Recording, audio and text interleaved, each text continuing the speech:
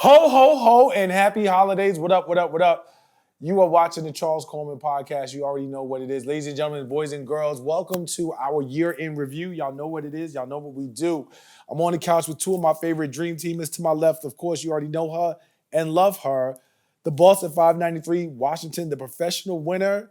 She's winning in the new year like she was winning this year, cheating if it's required. Gloria Rubin is in the building. What up, G? How are you? I'm wonderful. Love the colors, looking festive. Thank you. This how you end in 2023? I'm bringing in the bright lights, baby. Bringing them in. I'm bringing them in. I love to see it. And then, of course, to my right, understated but never underrated, Mr. Six Shooter himself. Smooth as cashmere in the building. Indeed. With the steady hand. How you feeling, man? I'm well. As the year's closing out, you feeling good? Feeling awesome. Super excited about next year. Oh, really? What got you excited about? You will. Ooh. Oh, I hear. Pay attention. Oh, just pay attention. Pay attention. Don't watch me, watch TV. Holler.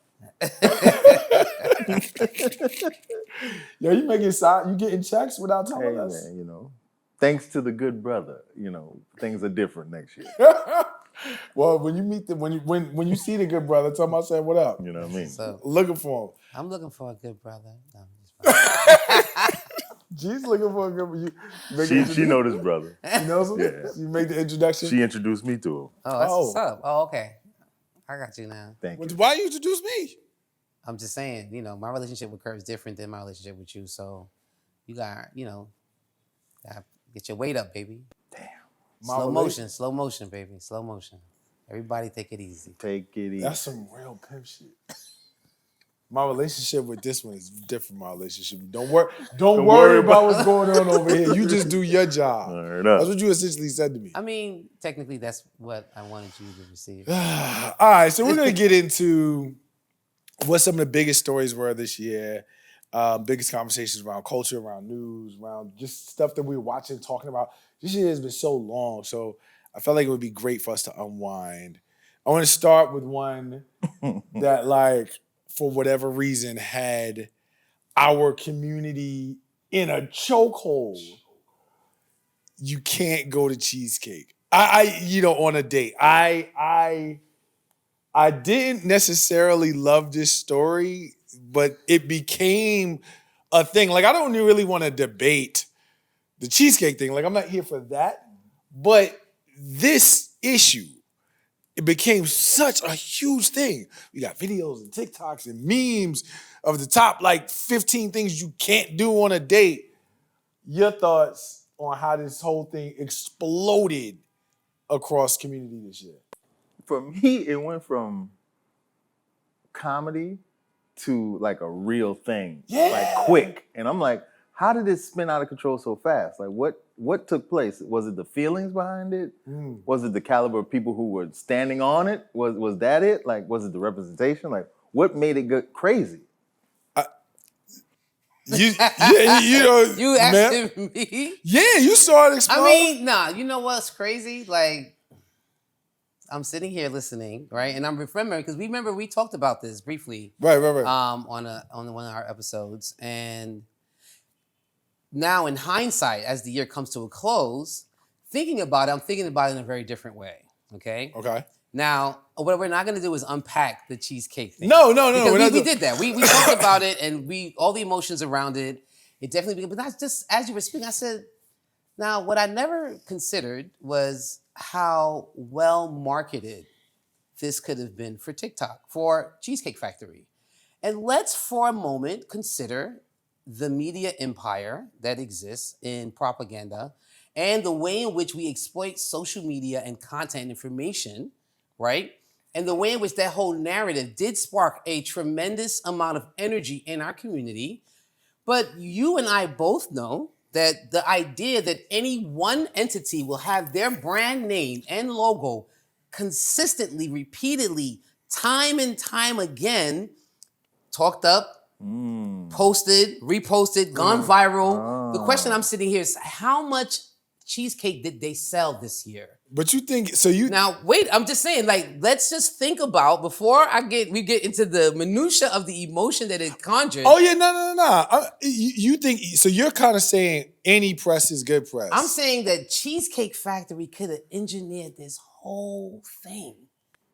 That would be brilliant in this day and age in terms of manipulating. Just think about it. the Like at the machine. end of the day, that's the machine. The machine is machining these days. And that is really the high level puppeteer.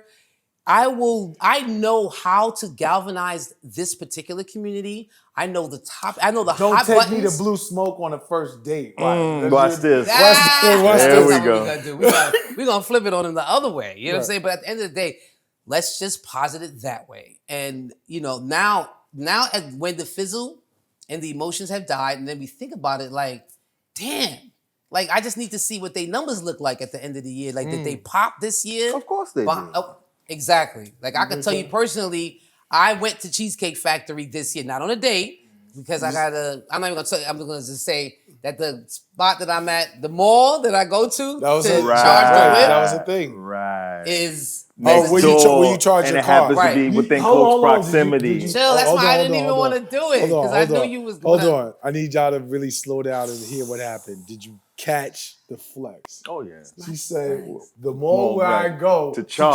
charge the whip. She got one of them joints. She's letting you know, yeah, I'm EV queen. I was trying to. I was love trying it, to though. I was trying to explain why. I love that for you. I appreciate you, brother. I love that for appreciate you. you seeing that. I love for that me. for you. It just so happened to be. Right.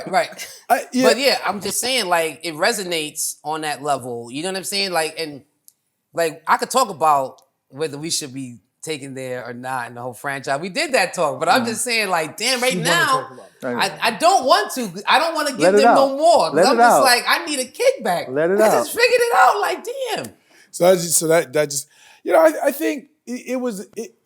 I always struggle with these things because we have these moments like this one that go viral in our community and they become like, they take on a life of their own. Right. And I'm always feeling like we have other stuff we could talk about. We do. And I get the fact that people want to release, they want something that's, Light. not so heavy, it's light. So I accept that. But when you got into the emotion of it is where I was like, that's when it started to just get really dragged. Right. Because it became, like I said, it had us in a chokehold on social did. media. I'm talking about you would see it on your phone, then it was debates when you went, then it was like real things. And then even to the point where my man told me he was having a conversation with his girl and they got into it. And they've been dating for years, like going to Cheesecake a bunch of times. And so that was just a weird thing culturally why I just felt like it just took on this real interesting life. But let's think about, like, apart from us being on different sides of this conversation, right? As from a female to male perspective, and from a franchise to no franchise. You know what I'm saying? Like, don't take me to, You're going to eat wherever we go and you're going to like it. How about that? How about that? How about that? So what I'm saying is that What I'm saying is you're going to eat wherever we go and you're going to like it. All right?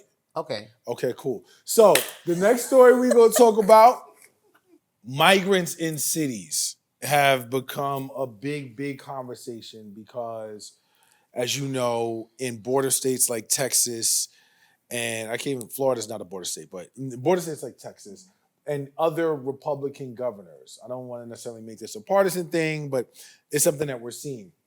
They continue to ship migrants to sanctuary cities or cities that are welcoming to migrants.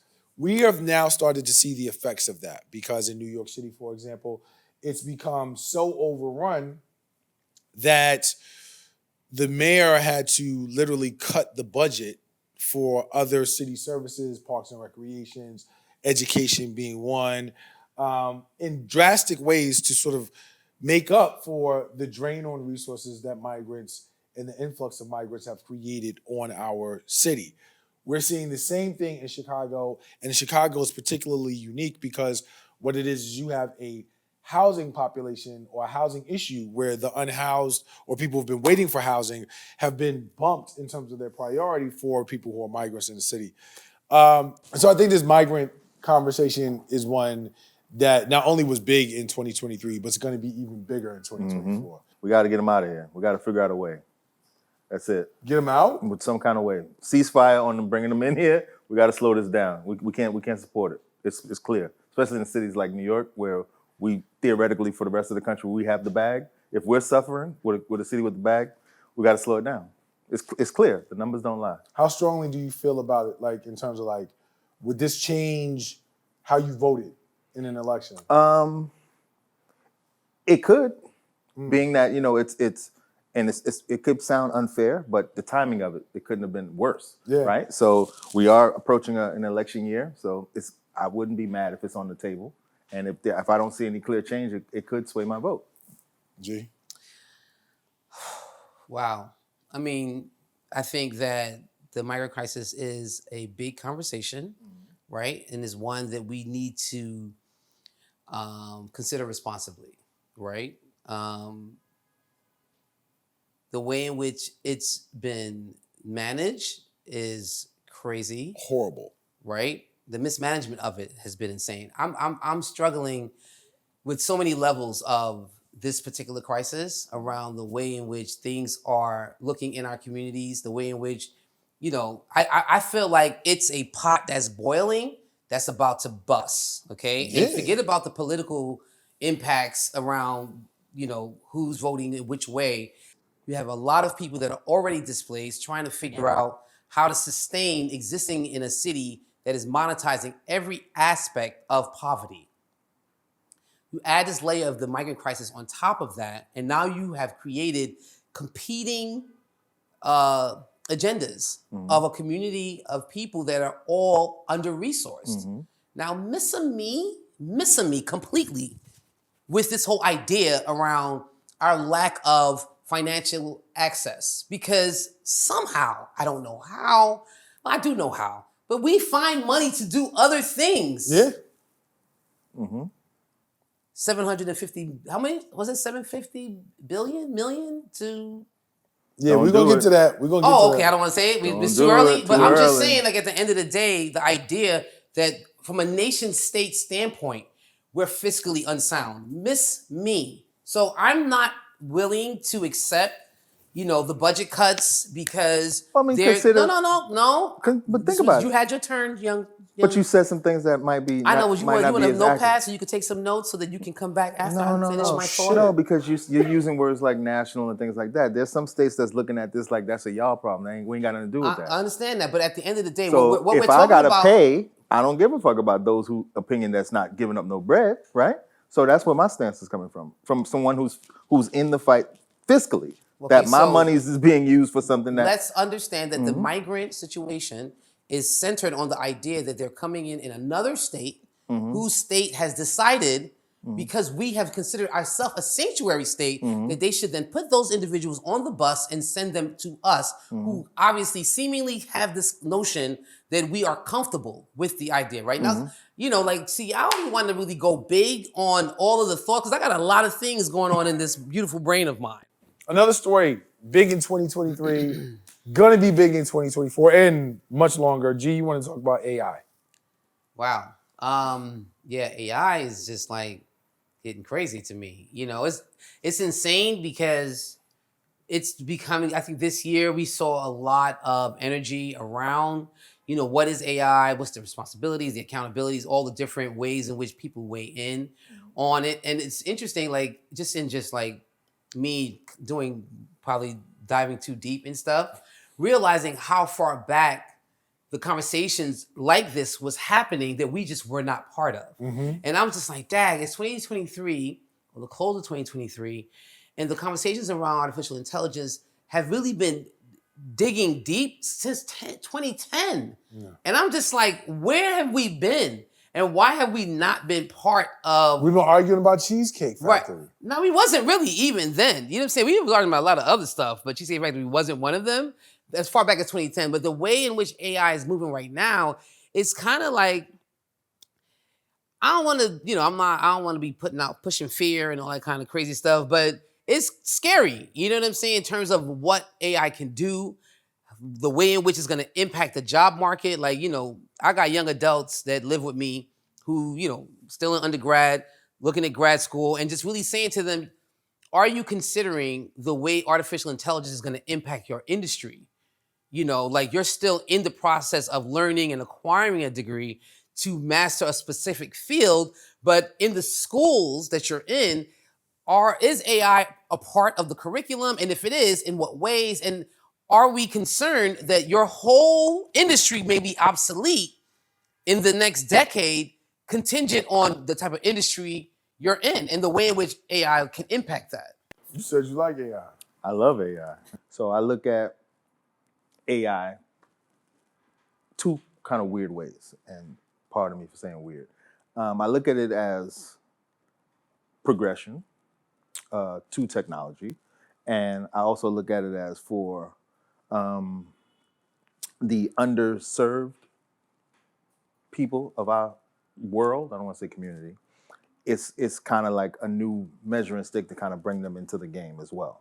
So I think perspective is great when it comes to discussions like this, but also it's here and it's going to do what it's going to do, regardless as to how we feel about it, whatever. So as advice to others who feel like there are certain trains that kind of pull out the station before they can get there, jump on this one now. Don't worry about the destination. Just get on it and learn as you're riding, kind of a mindset, if that makes any sense. I think that I've learned a lot about the notion of racism and how that element plays a factor, particularly when you're talking about AI and its usage in law enforcement. How if you're using AI and facial recognition, it's already unreliable, but in terms of like how we are identified, it's even more unreliable, which is like super duper scary. But to some extent, to Kurt's point, I think the train has left the station a little bit. Like that is not coming back, right? And so, and the other thing that is scary for me about it, that is going to be a continuing conversation, there is no pulling the plug on this. It's not like you could just press a button and it stops, right? And so at some point, the discussion is going to become, how do we contain this and what do we do about it? But here's the thing, guys. The age of automation is the next sort of natural progression out of the age of information. And let me tell you a secret, spoiler alert, we've been primed for it. And here's how we've been primed for it. Social media has made us more and more comfortable engaging without actually engaging. So you feel emotionally connected to people, you feel sort of like in community with people. It has taught us how to build community without actually being in community. So that's number one. Number two, when you go places now, we've seen this more and more and more for a number of years. And to your point, G, this is something that has been bugging me out. It always trips me out. I talked about it before. When I go somewhere to the grocery store and I go to the self-checkout and there's like that one person who's teaching you how to use the self-checkout, I'm thinking to myself, do you not know that you are teaching me how to get you out of a job? Right. This is something that we have been primed for. And so when you're talking about what comes next after the age of information, which is technically where we are now, it's the age of automation where pretty much everything is automated. The question is, and I don't think any of us have the answer now, but it is something that's going to be an issue in 2024 and beyond. Is there a way that we sort of are able to slow the evolution of AI that takes into account humanity?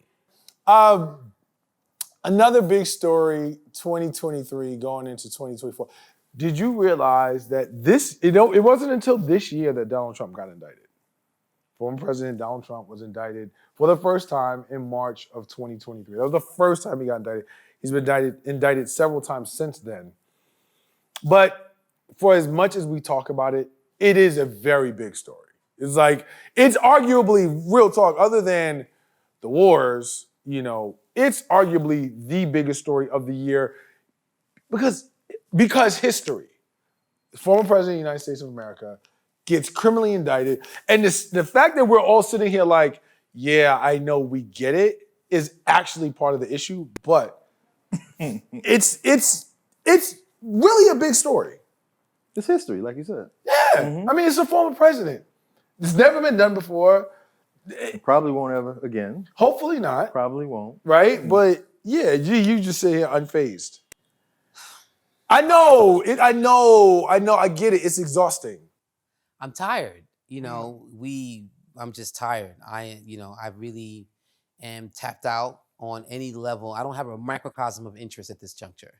You know, they have the level of exhaustion Squeeze it out. that I have experienced around any narrative around said Individual. orange. I don't even want to give it any more power. You know what I'm saying? And the worst part about it, I think that the biggest part of our exhaustion is the fact that we're watching this whole thing play out and we feel hopeless about any real repercussion around what he's going to experience. So at the end of the day, miss a me until all of this fizzles out and y'all come up with some real consequences for the shenanigans we've been experiencing all this time. Because God forbid, we have been enduring all of this display and activity and movement for there to be no consequence to his off the chain behavior all this time says so much about the nation's history. So much about the nation's ability to hold Orange accountable and people of that thought and narrative and mindset, and really would put us in a space where I'm just like, I don't even know. Like, I'm just ready to just. Nah, we need you. Nah, I know, y'all need me, but I just feel like at the end of the day. But you know what's so crazy? The consequence is going to be re-election. Nah, but no, wait, well, hold on. I'm not even gonna talk about that because the fact that is still on the table. Right. Like, what are we even talking about? That's why I'm so. That's how we I'm fix done. things. We give you another shot. We don't listen. That's crazy. We give you another shot. This is history in real time, and as three black people having this conversation. Please. Are you about to hit me with the if you don't vote for me, you're not black? Yeah, that's what it sounds like. That's what it sounds like. No, I'm not even saying that. I'm just saying, like, at the end of the day, like, we've been and seen this story played over and over and over again. Like, ladies and gentlemen, we all know which camera is it? Which camera is it? I'm just saying, God diggity. First, we got to take our phones off the ceiling and join you. So instead of having you outside wilding for what we need to be wilding about, can we get out of Cheesecake Factory and get our phones off the ceiling? Can we do that first? I didn't really mind the phones on the ceiling. Damn it. I didn't really mind that. I think that was. Thought we had an army in the. You know what I'm saying? See, this is what I'm saying. Clearly, there was. Now one. we shot down. Harriet's gonna be mad at him. Yeah. Man. Damn it, Harriet. Listen, I'll go back to what you were talking about, G, in the same sort of model around when we were earlier talking about the cheesecake situation. Back to this shit again? I'm not gonna debate the merits of what 45 is or who 45 is. I do think, though, if there's any sort of thing to unpack for us as a society, not even as a community, but as a society, it is this very dangerous space of being exhausted and almost having it normalized. Like, if you woke up tomorrow and someone else told you, yo, he got indicted again, you wouldn't be surprised, you wouldn't be shocked, you probably would not, it wouldn't even register. You'd be like, all right, so what are we eating for breakfast, right? Like, that would be the thing. And the fact that it has become such a normalized just sort of conversation, this is not normal. Like, none of what we're experiencing is normal. And there is a very delicate balance between, like, the volume of it and being inundated with it, where you feel like, all right, I get it. You're so immersed in it that after a while, it's almost like, I forget who said this. If you are standing in shit long enough, after a while, you can't smell it anymore. And I think that the country has been proverbially immersed in shit for a very long time. And now we kind of almost don't even appreciate how absurd what we're dealing with is. 50 years of hip hop. 50 years of hip hop. This is a big year, obviously. Kurt, you have had a lot of thoughts. What do you got? I think it's kind of corny, the 50 years of hip hop thing. Okay. For a mix, Corny. A little corny, but it's hard to explain because it's kind of like a mixed bag of corniness for me. One being the way that is being celebrated. One corny way. Two, who now gets to grab the torch and say, hey, we're now celebrating with you. So now they get the attention. When I say that, I mean the Grammys, right? So they'll say, hey, yeah, this is the 50 years of hip hop. We want to celebrate you guys, but we've ignored you for the previous 49 years. So that's why I say it's a little corny. You sound like KRS-One. I think I want to. I wholeheartedly agree with his perspective and how he feels about it. You think we shouldn't have just shown up at all? I think, well, yes and no. I think we show up because it is a forum that is respected. So by showing up, it kind of gives some level of validation to what we're screaming and say, hey, watch us about. But in that, though, I think it somehow compromises the integrity of what we are, if that makes any sense. I have thoughts. I definitely have thoughts, but I want to let G respond while I sort of organize what I'm, I hate starting off my statement with 50 years of hip hop, right? Amazing. We did it, right? We survived, we created this art form, and we have, impacted every industry under the sun of God with this art form. Obvious reasons to celebrate. 50th is huge. This year, honestly, coming into it, I didn't anticipate what and how we would kind of like what that would look like. So now at the end, really kind of reflecting, the year seems so long. Like so much I feel like has happened in terms of activity around the 50th anniversary when I specifically think about that. And being a person that kind of has the ability to have experienced the spans of that time period, it's like, wow, you know what I'm saying? Like we really had a time this year. Like we really celebrated the 50th anniversary in a number of different ways, whether, through these, concerts, seeing artists that we haven't seen in forever perform, just the litany of ways in which, documentaries, all different ways in which it was interpreted and presented. As a person, I feel very full, just in terms of experiential in what we were able to engage in over this year. And when I'm forced to reflect about it right now, I'm just like, oh my God, it was so much. I think there's obviously 50 years, a lot to unpack, right? Like there's so much to celebrate.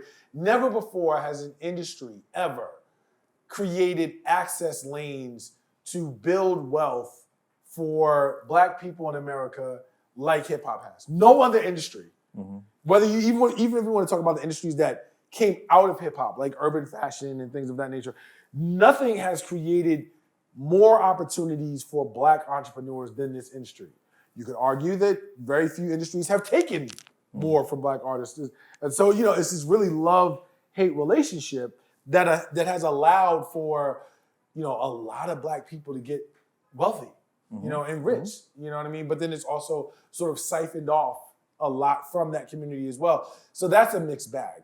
I think that I would have loved to see, and G, you mentioned this, CEO had mentioned this earlier, I would have loved to see all of the elements of hip hop more widely acknowledged and celebrated. There were some sort of things that we saw around DJing and DJ culture that could have been bigger. Breakdancing was almost totally overlooked the entire year. Art. And graffiti art was like not at all really discussed. Anyway, it was just kind of like, let me tack this on. But in terms of the amount of deep dive that we saw just into rap music, the other tenets around hip hop weren't as celebrated. I thought that was an unfortunate miss. It becomes difficult because we went from 0 to 50.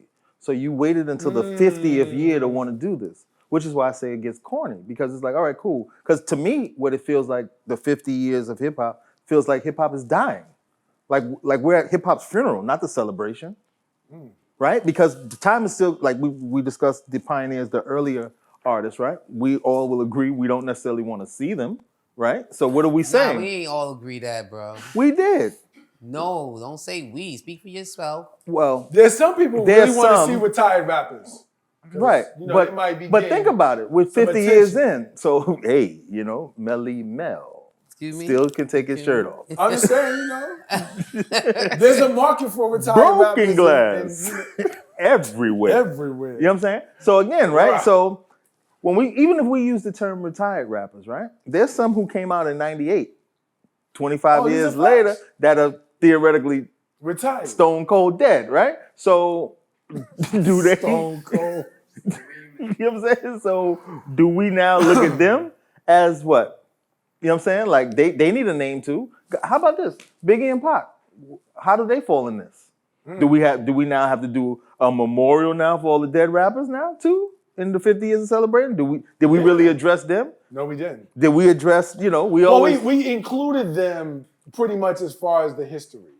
But in terms of giving them a separate due, Big L, Biggie, Pac, I mean, Eazy-E, Pimp C, Eazy-E. all of them. The list goes on and on. There wasn't a separate subsect for like, pour something out for the homies here. There wasn't that. So so now do we have to do a hip hop mourning year? Well, no, I think Because we can sell a lot of tickets on dead rappers. I mean, Hey, the merch will be it was bananas. Kiss himself who said, dead rappers get better promotion. I think That's say no. the artificial intelligence The memorial Coachella, that we're gonna do. yeah. And we're gonna do a live performance of all of these. We'll bring them back with AI. They're gonna on AI. They're gonna be back. They're gonna Vision Cast Vision Cast music for them. You know what I'm music. saying? It's gonna be a whole Trademark. No, the reason I say no to that is because Because we don't care. no. I think it's Now we don't because care. We don't. if you look at what Put your 50 phone on the years- ceiling. What's wrong with the phone on the ceiling, bro? Dude, you don't understand the level of frustration going through Why my... is that so much Why on your is feed, that- don't fam? know. I ain't But seen to be nothing fair, on phone on the ceiling. Other than yesterday, the my ALS first challenge visual. was equally as frustrating for me as well. That shit was whack. Y'all are bugging out, man. Come on, Glow. We've been here the whole 50. Let's keep it all the way tall. They playing themselves with this shit, man. To your question. This shit is crazy. I think that the idea is we're celebrating, in addition to the culture of hip hop, we're also celebrating the spirit of hip hop and what's been curated with the spirit of hip hop.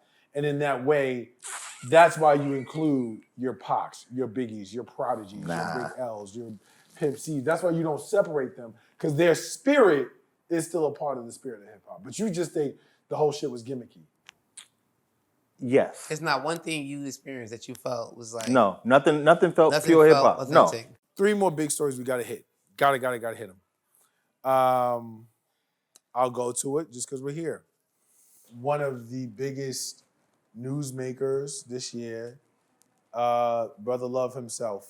The Diddy man. Last year, I think, the biggest story was Donda's son in terms of like his sort of unraveling before our very eyes. And now we see another very huge enigma beginning to develop and swell around Sean P. Diddy Combs. Big story this year on a number of levels. We had the royalties issue. He had a baby on Carisha. That's not here nor there, but then obviously the huge allegations where so much has come to light about what, again, I said allegations. You ain't gonna sue us. Alleged in the 90s. What are y'all's thoughts on that? What are we allowed to say? Say what you got to say. I mean, you don't got any thoughts? I mean, Let it run. Money is a great motivator. And not to say that anyone is telling lies or certain stories aren't true or certain allegations don't have to be any truth to them and things like that. But, there were a lot of people in the space in the 90s, right? In the beginning of hip hop becoming pop culture. And there were a lot of people who had positions of power that could have or may have done some real weird things in weird spaces, but their career didn't sustain itself from there. And it would I don't want to say feel better, but it would be nice to get some allegations for those people too, and not just the ones who got the paper. You know what I'm saying? Like, because there was some, we've all been to some nightclubs in the 90s So where it's an argument that it's a money I grab. love Is it. my argument. But I don't want to demean anyone who's going through some things. Cash grab to me just seems like the lowest hanging part of the fruit on the tree, right? But the tree itself is corrupt, is what I'm saying. It's because of the perfect storm, like we stated before, the expiration in the law and how can it be interpreted.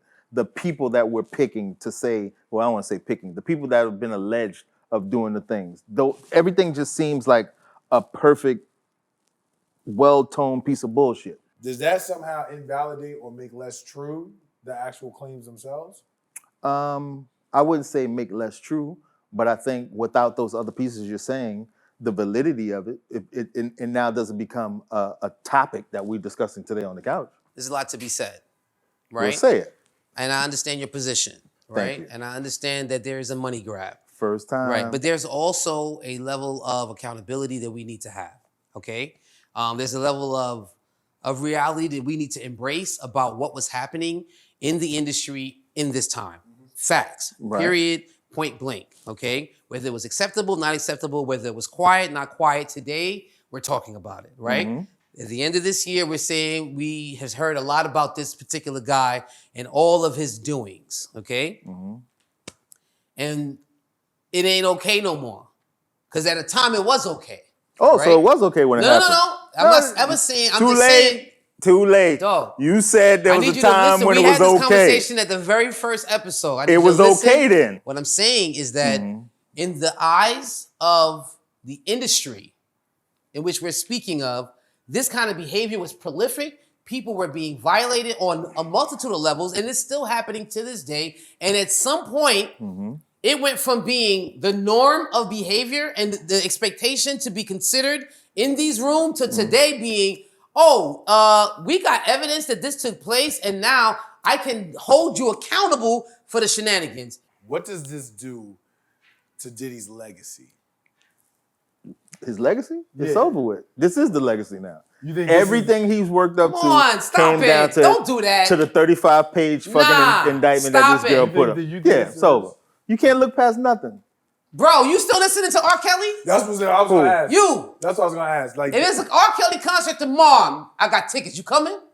Where's he gonna be at the prison? Nigga, it don't matter. It's me and No, you going to because see R. Kelly. I need my man to be let out. If he's they free let my and we man go- out, if we he's out. out, I'm in there, He- front row. Say so What's up? as Opening up with Diddy, and I And- want to see Ryan Leslie and Cassie. I want to see Listen, everybody. and I Bring want Jimmy Iovine out, our everybody. community has always And been guess very... what's gonna happen at the after party? What? The same shit that got them fucking put in jail and sued. Voila, ladies and gentlemen. So when did it get Here bad? we are, the most forgiving community in the world. We love our artists. We take them with all their baggage, and we participate in defeating frenzy on every level. So that's what I'm saying. So is this now we're in a day and age where it's But at time the to end of- assassinate our greats? Is that what we're doing? Nah, listen, brother. what does it do to his legacy? There's damage. At the end of the day, there's always potential of damage to the legacy, right? At any given point. The question becomes accountability. Accountability. So what does that look like in today? Money? Yeah. Well, listen.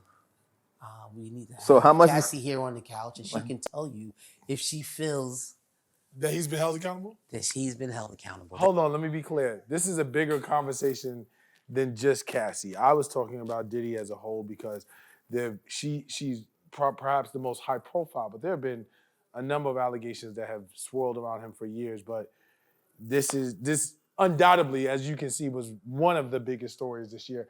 And I thought it was like a very painful irony that it came into view at the same time that we're talking about hip hop's 50th with someone who's such a prolific figure within the arena of hip hop. Two last stories we gotta touch. If it weren't for the story that's number one, this story it was huge. I talked about Cheesecake Factory having us in the chokehold. You talked about the phones on the ceiling in the chokehold. Nothing had us in the chokehold in 2023 like every woman that we all know getting on Amazon and buying silver, everything, to go see Renaissance. The Renaissance phenomenon was one of the biggest stories in 2023. Beyoncé, the album, went from nobody's buying, I'm not buying them tickets too expensive, that I looked up starting like Easter weekend, and it seemed like whether it was Amsterdam, France, Spain, Anywhere. UK, anywhere, they was going, and they was going often. G, you went to the show, you saw the movie, walk us through it. Renaissance, was it that big of a thing? Like, I mean, well, clearly it was. Like, why was it that big of a thing? As I'm wearing, could I have won to the concert? You absolutely could. I could have fit in? I feel like you were planning this because you wanted to. I'd have walked in celebrate for her. Virgo's Groove, heard all 7 minutes of it in 38 seconds, and walked out. Listen, all I can say to you is